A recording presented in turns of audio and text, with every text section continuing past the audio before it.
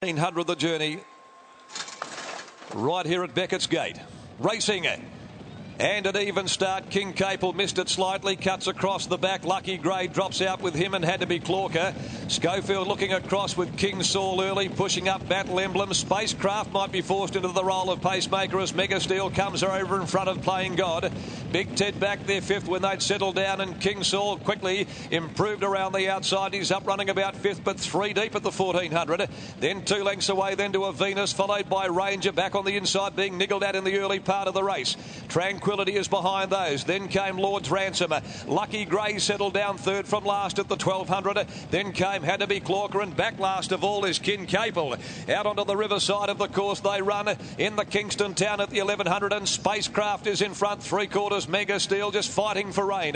A length and a half to Playing God, last year's winner. He's in the box seat. Over on the inside, Battle Emblem fourth. 1.5 to Big Ted. King Saul got over. Then King Capel now being asked to go around them. He circles the field at the 800 metre mark and quickly moved up running fifth. Further back behind those, the mare Tranquility, and then a Venus the middle. Over on the inside behind them, Ranger getting cluttered away. Then came Lucky Grey, still third last with 500 metres left to go, followed by Lord's Ransom and Had to be Clorker. Nearing the turn in the Kingston town at the 400. Spacecraft in front of Mega Steel when they set sail for home. Parnham pulls Playing God around the outside, and he quickly loomed up and hit the lead. Playing God shot away by a length and a half to Spacecraft, Mega Steel, Battle Emblem. King Saul struggling. King Capel followed further back at the head of the others by Big Ted. Lucky Grey running on. 100 to go. Playing God is clear. Over on the inside, Ranger finishing brilliantly, but it's two wins now in the Kingston town for Playing God. Playing God recaptured his best form to win the Group 1 from Ranger, King Saul or Battle Emblem close up with a Venus. Lucky Grey running on. King Capel behind those. At the head of the others, Big Ted, Lord's Ransom.